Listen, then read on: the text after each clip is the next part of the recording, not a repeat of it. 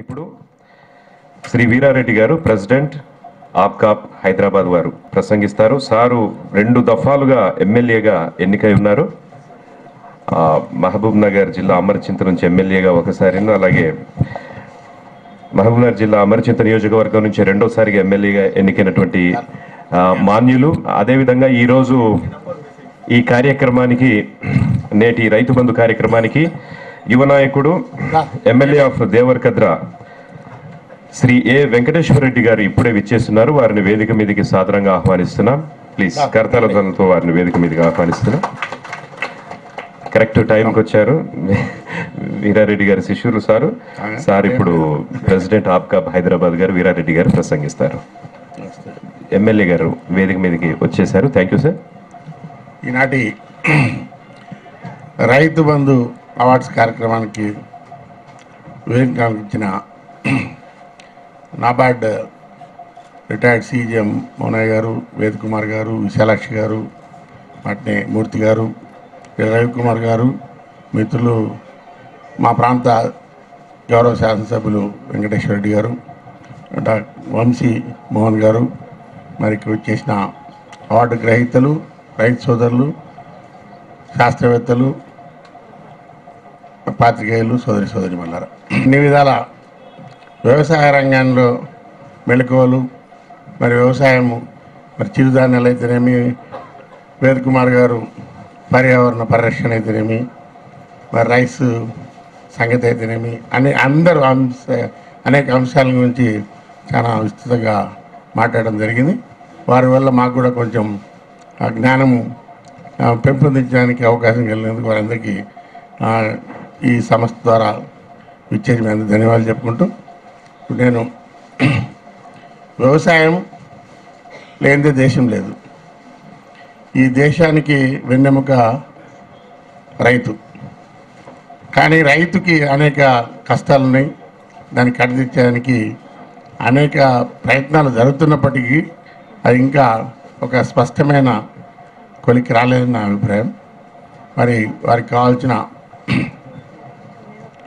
ఆర్థిక సహకారం అయితేనేమి, సబ్సిడీల రూపం అయితేనేమి, ఇతర దేశాల్లో ఉన్న వ్యవస్థ ఈ దేశంలో కొంత లేకపోవడం, మరి పండించిన ధాన్యాల గిట్టుబాటు ధర లేకపోవడం కూడా, మరి అట్నే ప్రకృతి వైపరీత్యాల వల్ల నష్టాలు, అనేక సమస్యలతో కొట్టుమిట్టాడిన రైతులు ఆత్మహత్య ఇప్పుడే కాదు, దాదాపు 10 సంవత్సరాల నుంచి చేసుకుంటూ వచ్చింది. దానికి అనేక పథకాల ద్వారా వారిని ఆదుకునేదానికి పెద్ద ఎత్తున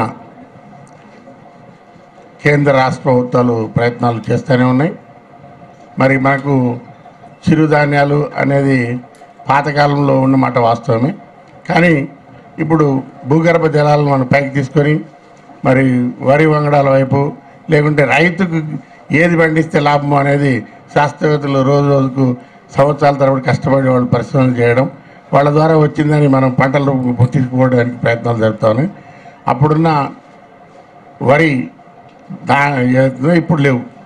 అప్పటికి ఇప్పటికి అనేక మార్పులు చేర్పులు, ఎక్కువ పంట పండేదానికి, ఎక్కువ పండించిన ఇప్పుడు 20 సంచులు పండితే ఇప్పుడు 50 సంచులు పండేదానికి కూడా వరి వంగడాలు ముందుకు రావడం, ఇవన్నీ దృష్టిలో పెట్టుకుని రైతులు అటు పరిగెత్తున్నమాట వాస్తవమే. కానీ పంటకు గిట్టుబాటు ధరలేకపోవడం వల్ల కూడా కొంత నష్టం జరుగుతుంది. అట్నే మన ఫర్టిలైజర్ ధరలు పెరిగిపోవడం జరుగుతూ ఉంది. డీజిల్ ధర పెరిగి ఇప్పుడిప్పుడే కొంచెం తగ్గుముఖం పడుతూ ఉంది. ఇంతకుముందుకి ఇప్పటికి కంపేర్ చేస్తే ప్రతి ఒక్కటి కూడా పెంచుకుంటూ పోయినాం. యాంత్రీకరణ వల్ల కూడా పశు సంపదకు నష్టం జరుగుతూ ఉంది. ఎందుకంటే వరి గడ్డే లేదు, యంత్రాల ద్వారా హార్వెస్ట్ ద్వారా మనము కట్టింగ్ పెట్టి మొత్తం దానిలోనే పశువులకు మేత లేకుండా పోవడం వల్ల కూడా పశు సంపద దేశంలో మన రాష్ట్రంలో కూడా విపరీతంగా తగ్గిపోతూ ఉంది. దానివల్ల ముందు చాలా నష్టం. మనకు పంటలు పండించేది కూడా ఆర్గానిక్ మెథడ్ ఆఫ్ పంటలు పండించడానికి ముందుకు రావాల్సిన ఆలోచన కూడా చేయాల్సిన అవసరం ఉంది. కానీ ఇప్పుడు మా ద్వారా, అంటే ఆప్కాప్ ద్వారా రైతులకు మేము సేవిస్తాం. మా దగ్గర మా సభ్యత్వం 1,12,00,000 మంది ఆప్కాప్ అంటే అన్ని సంఘాలు 2,748 సహకార సంఘాలు ఇరు రాష్ట్రాల్లో, తెలంగాణ అటు ఆంధ్రప్రదేశ్ రాష్ట్రంలో ఉన్నాయి. ఇప్పటికీ ఆప్కాప్ సంస్థ అన్డివైడెడ్ సంస్థ ఇంకా బైఫర్కేషన్ కాలేదు, బైఫర్కేషన్ దిశలో ఉన్నది. మరి అటు 13 జిల్లాలపై ఇక్కడ 9 డీసీ బ్యాంక్, 10 అంటే హైదరాబాద్ డీసీ బ్యాంక్, రంగారెడ్డి హైదరాబాద్ కలిపి ఉన్నాయి. దాని ద్వారా మేము 30 నుంచి 40 లక్షల మంది మేము లోన్లు ఇవ్వడం జరుగుతూ ఉంది. మరి దేశంలో సహకార వ్యవస్థ 100 సంవత్సరాల పైబడి చరిత్ర. ఆ కాలంలో 90% సహకార సంఘాల ద్వారానే రైతులకు అప్పులు ఇచ్చేవాళ్ళు. కానీ ఇప్పుడు అవి గణనీయంగా తగ్గిపోవడం. ఎందుకంటే మరి శ్రీమతి స్వర్గీయ ఇందిరాగాంధీ గారు ప్రవేశపెట్టిన ఈ నేషనలైజ్ బ్యాంక్స్ అయితేనేమి, రూరల్ బ్యాంక్స్ అయితేనేమి, అవి వివిధ ప్రాంతాల్లో వచ్చి మాకు పోటీగా ఉండడం అయితేనేమి, దానివల్ల లాభమే జరుగుతుంది. దానివల్ల ఇప్పుడు మేము 17%కో 18% పడిపోవడం జరిగింది. కానీ అదే వ్యవస్థను కొనసాగిస్తూ సహకార సంఘం బలోపేతం చేసేదానికి నిర్ణయం ప్రభుత్వాలు తీసుకున్నాయి. ఎందుకంటే సన్నకారు చిన్నకారు రైతులకు దగ్గర ఉండి సేవ చేసే సంస్థ, రైతుల ద్వారా ఎన్నుకోబడిన ఈ సహకార వ్యవస్థను బలోపేతం చేయాలని నిర్ణయం తీసుకోవడం వల్లనే ఇంకా ఈ వ్యవస్థ బతుకుంది. అయితే నేషనలైజ్ బ్యాంక్స్, ఈ రూరల్ బ్యాంక్స్ కానీ కమర్షియల్ బ్యాంక్స్ కూడా పెద్ద పెద్ద రైతులు ఎవరైతే డిపాజిట్దారులు ఉన్నారో వాళ్ళని దృష్టిలో పెట్టుకొని వర్కౌట్ చేయడం జరుగుతుంది.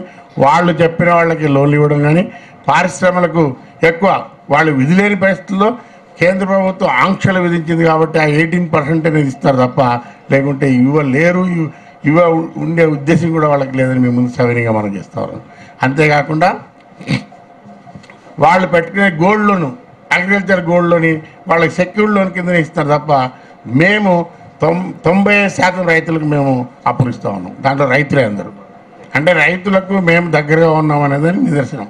అయితే వివిధ కారణాల వల్ల మరి తప్పకుండా వాళ్ళు ఇచ్చేది మేము ఇచ్చేది కొంత వాళ్ళ దగ్గర డిపాజిట్లు ఎక్కువ ఉండడం వలన, మా దగ్గర డిపాజిట్లు తక్కువ ఉండడం వలన ఆ రేంజ్ ఆఫ్ లోనింగ్ ఇచ్చేది ఎక్కువ వాళ్ళ ద్వారా కొంత జరుగుతుంది. 1.3 లక్షలు మా ప్రాంతంలో మేము 60-75 వేల కంటే ఎక్కువ ఇచ్చే పరిస్థితి, డిపాజిట్లు పరిస్థితి బట్టి ఒక జిల్లాలో 2-3 లక్షలు కూడా ఇస్తాం.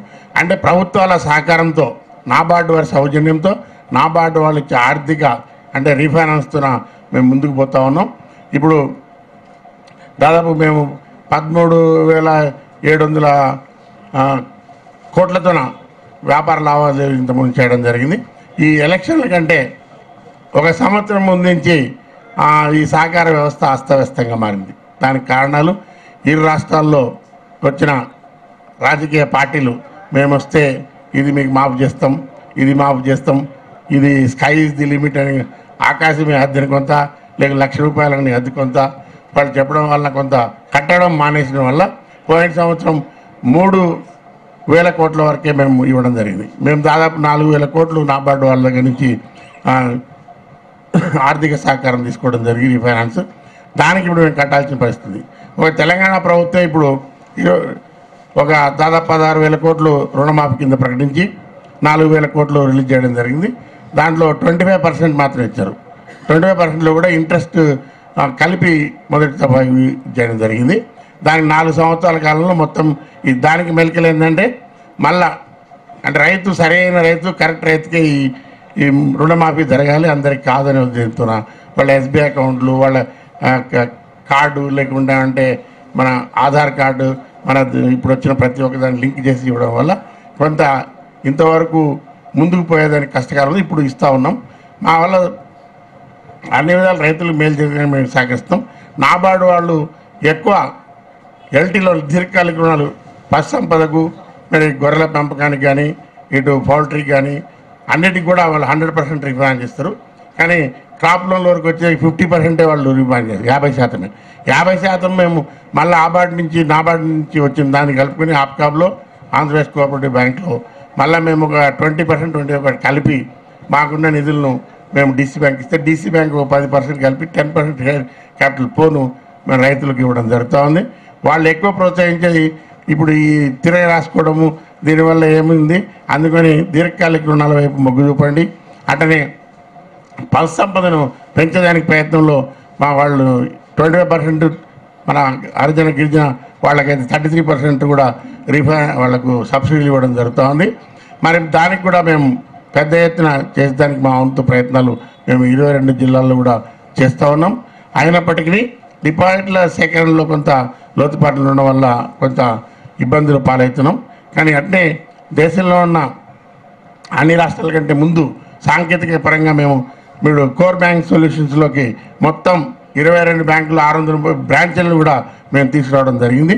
దానివల్ల ఆర్టీజీఎస్ అయితేనేమి, నెఫ్ట్ అయితేనేమి, డైరెక్ట్ బెనిఫిట్ స్కీమ్లు అయితే అన్నీ కూడా వచ్చేదానికి మా ఆంధ్రప్రదేశ్ స్టేట్ కోఆపరేటివ్ ప్రతి జిల్లా కూడా మేము తయారు చేయడం జరిగింది. అంటే రూపే కార్డును కూడా తొందరలోనే ప్రవేశపెట్టి పారదర్శకంగా రైతుకు డైరెక్ట్గా మనీ ముట్టడానికి, డబ్బు ముట్టడానికి, పైసలు ముట్టడానికి మా ప్రయత్నాలు చేస్తాం. దానికి దాదాపు 135 కోట్లు ప్రాజెక్ట్ అది. దాంట్లో 35 కోట్లు నాబార్డు వాళ్ళు గ్రాంట్ ఇచ్చడానికి సానుకూలంగా ఉన్నారు. అట్నే మేము 100 కోట్లు కూడా కొంత వాళ్ళ నుంచి తక్కువ వడ్డీతో రుణాన్ని అడగడం జరిగింది. ఇవన్నీ మేము రాబో బ్యాంక్ అంటే ఈ ప్రపంచంలో ఉన్న ది నెదర్లాండ్స్ బ్యాంక్, ఒక 15 బ్యాంకుల్లో one of the best bank. వాళ్ళ సాంకేతిక నైపుణ్యత కూడా మేము తీసుకోవడం 15 కోట్లు ఖర్చు పెట్టి తీసుకోవడం జరుగుతుంది. దాంట్లో ఇంటర్నేషనల్ ఫైనాన్స్ కార్పొరేషన్ మాకు 5 కోట్లు ఫస్ట్ టైం భారతదేశంలో మొట్టమొదటి ఆంధ్రప్రదేశ్ కోఆపరేటివ్ బ్యాంక్కి 5 కోట్లు వాళ్ళు గ్రాంట్ ఇవ్వడం జరిగింది. ఆ గ్రాంట్ కలిపి మేము 5 కోట్లు ఆప్కా నుంచి వచ్చే లాభాల నుంచి 5 కోట్లు 22 జిల్లా బ్యాంకుల నుంచి కూడా తీసుకొని వాళ్ళ సాంకేతిక నైపుణ్యతతో పెంపొందించిన రైతులకు ఇంకా దగ్గరయ్యేదానికి వివిధ విధాల వాళ్ళని ఆదుకునేదానికి వన్ స్టాప్ గ్యాప్ కింద, అంటే ఒక దగ్గర అన్నీ లభించడానికి ఎరువులు అమ్మడం అయితేనేమి, వాళ్ళు పండించి దానిని కొనుగోలు చేయడం అయితేనేమి, మనకు కావాల్సిన ప్రతి ఒక్క వస్తువును కూడా అక్కడి నుంచి ఇచ్చేదానికి మా ప్రయత్నాలు. దానికి నాబార్డు వాళ్ళు పెద్ద ఎత్తున మాకు జేజెడ్ వారి ఆర్థిక సహకారంతో కూడా నిన్న మొన్న మా దగ్గర మీటింగ్ కూడా జరుగుతుంది. రాష్ట్ర వ్యాప్తంగా మొట్టమొదటి ఆంధ్రప్రదేశ్ రాష్ట్రం నుంచి మహబూబ్నగర్ జిల్లా నుంచి ఎన్సిడిఎక్స్ ప్రోగ్రాం కూడా నాబార్డ్ చైర్మన్ వచ్చి మొదలుపెట్టడం జరిగింది. ఇది ధాన్యాన్ని మన గోదాముల్లో పెట్టి, సంఘాల గోదాముల్లో పెట్టి అక్కడ వెర్గోవార్ సంస్థ టెక్నికల్ కొలాబరేషన్తో దాన్ని ఎక్కడైనా దేశంలో అమ్ముకునేడానికి ప్రయత్నాలు చేయడం మొట్టమొదటిసారి మహబూబ్నగర్ జిల్లా ఆంధ్రప్రదేశ్ నుంచి మొదలుపెట్టడం జరిగింది. అట్నే ట్యాక్స్ ప్రగతి ప్రణాళిక అంటే సంఘాలు ఇంకా ముందుకు పోయేదానికి వాళ్ళు కూడా దేశంలోని మొట్టమొదటి ఇక్కడ మొదలుపెట్టడం జరిగింది. దానికి ఈ దేశంలో ఉన్న అన్ని రాష్ట్రాల నుంచి కూడా డీడీఎంలు, సీజీఎంలు అందరూ మహబూబ్నగర్ జిల్లా నుంచి రావడం, ఇక్కడ పెద్ద ఎత్తున సదస్సులు జరగడం కూడా జరిగింది. రైతుకు చేరువయ్యి రైతుకు ఆర్థికంగా మెరుగైన కల్పించడానికి ఎక్కువ నిధులు కేటాయించి వాళ్ళకు పంట పండించుకోవడానికి ఏ విధంగా చేయాలి దానికి ప్రయత్నాల్లో మేము భాగస్వాములుగా ఉన్నాం. దానికి ప్రభుత్వాలు కూడా 1 లక్ష వరకు 0% ఇంట్రెస్ట్ తెలంగాణ, ఆంధ్ర రాష్ట్రాలు ఇస్తున్నాయి. అట్నే 1 లక్ష నుంచి 3 లక్షల వరకు కేంద్ర ప్రభుత్వం ఇచ్చిన దాంట్లో పావలా వడ్డీ పథకం కింద ప్రవేశపెట్టిన దాన్ని అమల్లోనే ఉన్నప్పటికీ కూడా దానికి సరైన టైంలో తీసుకున్న రైతులు సరైన టైంలో కడితేనే అది సబ్సిడీ వస్తుంది తప్ప లేకుంటే రాదు. అందుకోసం రైతులు కూడా గుర్తిరగాల్సిందంటే తీసుకున్న రుణాన్ని తిరిగి చెల్లించితే మీకు లాభం, అటు కొత్త వారికి కూడా మేము ఎక్కువ రుణాన్ని సౌకర్యాన్ని కలిగించడానికి అవకాశం ఉంటుంది. అది గమనించాలని కూడా నేను ప్రత్యేకంగా మీ అందరి ముందు మనం చేసుకుంటాను. ఏది ఏమన్నా రైతే దేశానికి వెన్నెముక కాబట్టి రైతుకు అన్ని విధాల సహకరించే బాధ్యత ప్రభుత్వాల మీద ఉంది, మన అందరి మీద ఉందని కూడా మీతో సవినయంగా మనం చేస్తూ, ఏది ఏమన్నా పంటలు కానీ పశు సంపద నశించిపోతా ఉంది, దాన్ని ఆదుకోవాల్సిన బాధ్యత ప్రభుత్వమే ఉంది. ఇప్పుడు మనం అది అంటానే ఎక్స్పోర్ట్ అయితేనే ఉన్నాయి. బంగ్లాదేశ్ కింద బర్రెలు కోసి అమ్ముతా ఉన్నారు, ఎద్దులు, ఆవులు అన్నీ. అంటే దాన్ని అరికట్టేదానికి ఎక్కువ ప్రయత్నం చేయాల్సిన ప్రభుత్వాలే, ప్రభుత్వ పరిధిలోని అంశం అది. అట్నే చెరువులు కొత్తగా మనకి తెలంగాణ ప్రభుత్వం మన గౌరవ ముఖ్యమంత్రి ఎక్కువ చెరువులను పెద్ద అభివృద్ధి చేసేదానికి తీసుకోవడం అది చాలా నేను స్పందిస్తా ఉన్నాను. ఎందుకంటే చెరువులు బాగుంటే మనం గ్రామాల్లో తప్పకుండా మంచి జరుగుతుంది. దానివల్ల చేపల పెంపకమే కాకుండా మన భూగర్భ జలాలు పెరుగుతాయి. ప్రతి ఒక్క అంశం మీద దానికి రైతుకు మేలు జరుగుతుందని నేను సవినయంగా ఆహ్వానిస్తాను. మొత్తం పెద్ద ఎత్తున చేసేదానికి ఏదైతే ప్రకటనలు అదేవిధంగా అమల్లోకి తెచ్చడానికి ఎక్కువ వారు ఆలోచించాలి. దానికి ఎందుకంటే నిధులు తొందరగా కేటాయించి దాన్ని చూసుకోవాల్సిన బాధ్యత ఉంది. ప్రాజెక్టులు ఇంతకుముందు వేదిక మార్గాలు